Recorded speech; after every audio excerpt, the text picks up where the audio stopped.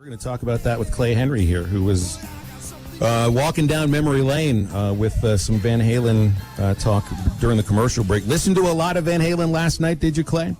Yeah, we did. You know, I've got special speakers that are Bluetooth in my phone, and I've got Apple Music, so I just queued up the Van Halen Essential from Apple Music. So preparing dinner, and then throughout dinner until I guess we turned it off finally to watch the NBA playoff game, which that's the only time I watch the NBA is in the finals, and it's the most intense time, and I think it's the most real time where defense is, you know, has value and everything. But yeah, back to Van Halen, and I'm not a Van Halen guy per se. I'm more of a country George Strait. But I like all the greats, you know, all the classic, like Aretha Franklin, Frank Sinatra, Pete Fountain. You know, that may not mean anything to anybody, the greatest clarinet player. But Van Halen's got to be there is one of the greats. I mean, when he starts doing the double-handed picking on his guitar, it's like, whoa, yeah, that is pretty special. I can't, in my head, think of anybody that was any faster, or at least made it sound that fast. He was unique in the way he played the guitar, and everybody knew it too. And everybody's like, "Well, you didn't try to copy that because you couldn't." I mean, that was. But yeah, we listened to that last night. My wife had a jump rope team. She's probably listening. She's coming back from the gym right now. She taught PE and always had a competitive jump rope team. And the song that they would start off with on stage, I think, the way she explained it last night, was Jump. So we played that 2 or 3 times, and she was excited. Yeah, we had a good time with thinking about Eddie Van Halen. Sorry for his loss. Yep. Absolutely. Great one. It feels like everybody kind of lost something too, because that's, no question. That's a guitar god from the early 80s. It's so sad that we celebrate these people after they're gone. Yeah. You know, it's like, we wished we could do it. You know, could have this kind of outpouring where he knew it. But yeah, I guess that's what it is. But just in case, I don't want anybody to think that I'm just off my rocker, the people that know me. Generally, when I'm rolling down the road in my truck, I've queued up, my 50 number ones music from George Strait, where all 50 songs are number ones. And it's hard to beat that, too. Sometimes you just got to know when to make an adjustment. Sounds like that's what you did yesterday. We did. We made an audible, yeah. Seems to me Saturday's game, Arkansas-Auburn, all about who can establish the run. And I wonder about if Auburn would love to establish the run. They've not been able to do that in these first 2 games. Right now, their offensive line is a question mark. And running backs, too. I don't think they're quite as strong at that position as they've been recently. I wonder if you think Arkansas could be up to the task of stopping Auburn's run attack, which they haven't really been able to do in a while. Well, they did do that 2 years ago down there. I don't know if you remember, 34-3 or something like that, and it was all special teams botches. But they, I'm writing this, so this is in my wheelhouse. But that's the one game where I thought John Chavis is like, yeah, he's going to do something, and they stuffed the run. I think Auburn made 91 yards, 225 total is what Auburn had in that game. But the field position was so lopsided. I mean, they scored on special teams, and they set up the field short, block punts, returns. But they did play the run pretty good. I thought that was probably one of Santos Ramirez's best games. And it was, that was kind of a little bit of a glimmer. You think, well, they're going to get this done. But this has been more consistent these first 2 games than anything that we've seen in the last 2 years, and everybody knows that. But, yeah, and this is not vintage Auburn in either trenches. They're still pretty good in the defensive line, and they play hard, but they don't have Marlon Davidson. They don't have Derek Brown, and they've lost some other guys. Their middle linebacker, who's their leading tackler, Britt, is doubtful for this game. He's, people were probably not really tuned into the Auburn-Georgia game the way they were Arkansas, but the injury tent was up almost as much on the Auburn sideline as it was on the Arkansas sideline this game, and they're beat up. Now, they get Smoke Monday, their safety back, who's was really their best tackler in the Kentucky game. But I think you can run on this team a little bit, and I think that the inability to run the ball has been the glaring weakness the first 2 weeks. So get this. This is an Auburn offensive line, 4 new starters, new coach. J.B. Grimes retired, living on DeGray Lake in Arkansas now. He's an Arkansas guy. But they've got 3 of their offensive linemen are converted defensive tackles. They didn't play offensive line in high school. 3 stars. Their right guard is a guy that was not recruited by any Power 5 schools. It started the last 3 years at Akron, so he's a graduate transfer, not even rated. But it's a bunch of 3 stars, guys. I mean, it's not, this isn't what we've seen with Kozan and some of those other guys at offensive guard that would just blister you inside, that wipe out your nose tackle and linebackers. Their inside guys aren't that right now. They pass block a little better than they run block. And I know that's what they're spending their time on this week, trying to improve that run blocking, because that's been the bread and butter for Malzahn. His offense is that. Now you still got Swartz that's Olympic speed, and you're going to have to stop the fly sweep. That if that's not play number 1, it'll be play number 2 in the first series for Auburn.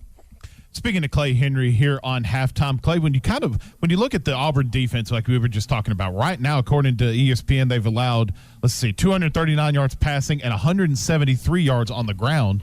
And we're kind of just waiting for that breakout game where the Kendall Briles offense can get moving and kind of show what this thing could potentially be. And I told Phil yesterday, and I think you'd agree, you saw some improvement against Mississippi State. Mainly Felipe Frank's not really turning the football over, and different players is like that. Is this Auburn game, can this be the game where this offense can get moving? Well, you don't know. And it's, I think it'll be gradual improvement. I think you'll be able to see things. But each week, you're playing a team that makes adjustments on what you're doing, and Kevin Steele is a terrific defensive coordinator. I mean, he's getting $2.5 million a year, and that's not because Gus Malzahn is his best friend. He's that kind of a defensive coordinator. So they'll be. I think it'll be a defensive slugfest. I think you've got a good defensive coordinator in Barry Odom, obviously, and I think they'll take some things away from Auburn. But it's a more even matchup in the trenches than it's been. Auburn has been so much better up front on both sides of the ball the last few years. It was a physical mismatch. That's not going to be the case now. And I think the other thing, Matt, is that you really worry about how the weather is going to affect the offenses and the execution. And will there be turnovers because of the wet ball and the wet turf? And I think the storm is going to be a little bit more westerly than we thought maybe 2 or 3 days ago, but it's still going to be a wet field. But we know this. Hogs like to slop, right? Yes, sir. Absolutely. You were at that Mississippi State game last weekend. What have you, in previous games this year so far, what have you seen out of Stromberg, Limmer, Latham, and that offensive line so far that gives you confidence that they can slow down the defensive front for Auburn?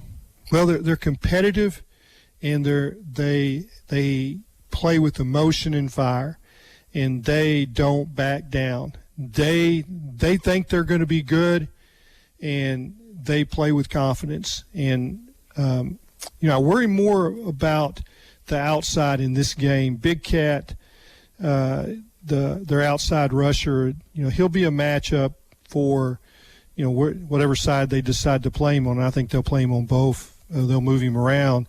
Cunningham and Gatlin. That to me, I think Arkansas, those 3 inside guys from what I've seen the last 2 weeks, I mean, it's been great. It's been great for them to play games and get further down the road and stay healthy. And see, that's the good news for Arkansas's scheme right now, is that you need offensive linemen, the same 5, to stay on the field every week, and they'll get better.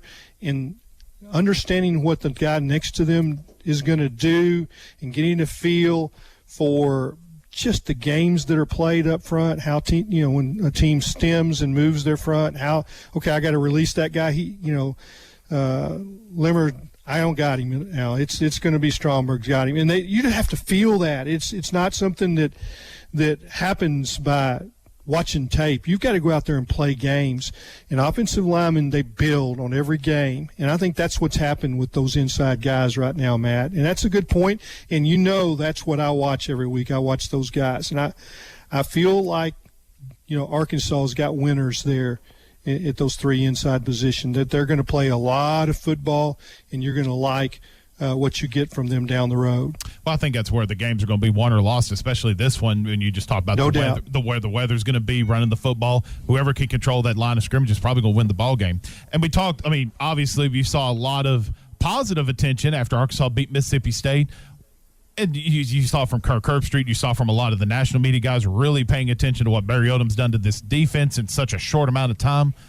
But I'm curious that from your standpoint, if Arkansas does go on the road and beats Auburn, and that's back-to-back A, SEC victories, B, SEC road victories, what do you think that'll do for, the national perception and just maybe the SEC perception of Arkansas? Yeah, you might have to pinch yourself because they may be ranked. That's just the nature of what happens in the SEC. You win on the road in the SEC against ranked teams. Well, if teams are losing and they're ranked, they got to go. The teams that are winning got to come in. So, yeah. Now, that's getting ahead of yourself a little bit. That's absolutely. We're and I think it's a good question, though, Matt. But it's for the fans and not for the players. And what I said, and I believe maybe we talked about this last week. I forget when I'm talking to you, Phil, or Ty, or maybe Bo Madley on the pregame show. But what I've wanted to see is consistent effort from week to week, because over the last 4 or 5 years, there might be a game where you say, well, they put it on the line and they brought it, and you felt good about, say, they played hard at, down at AT&T Stadium and almost got Texas A&M and felt like you should have. And then they slipped back. Their effort wasn't near the same the next couple of weeks. But it's been consistent for 2 weeks. And is that what we're going to get from Sam Pittman and Barry Odom on defense and these offensive linemen in Felipe Frakes? Is he going to keep adding to what he can do as far as this offense? So, or will this be, okay, they read their press clippings a little bit too much? And I've heard Dave Van Horn talk about that before. It's like, so our guys didn't bring it today. They've been reading their press clippings. So that's the danger of, when you haven't been there before, is that you do get a win. And, yeah, we know this isn't Chad Morris. There was no club dub, but it's still in everybody's little self, their soul is when people are stroking you and saying you're doing great, is to think that you've made it. And really what you need to do is just keep working and just keep stringing together those great efforts. And then you'll like it when the end of the year comes. Clay, we'll leave it there. Appreciate you as always. Safe trip down to the Plains if you are making the trip, and we'll talk about it next week. I am. Rock on, brothers. Rock on. That's right, and keep rocking on. Thanks, Clay. That's a long drive, by the way. 7 hours, and the last 2 hours, well, that's from Little Rock. From here, it's probably more like 9.5, 10. The last 2 hours from Birmingham to Auburn, I'm going to tell you what, those are the longest 2 hours you will ever drive in your entire life. Halftime coming back after the break, and here to end the first hour, we might have a nomination of a Dumas of the Week. We've got some things that I've done in my life that were pretty stupid. But I'm smart if I own a business that needs more security or more curb appeal, and I call the Fence Man at 479-782-3936 because the Fence Man's been doing it over 40 years, and they can come over for a quick no obligations quote. 479-782-3936 for the Fence Man, a division of Quantum Property Services.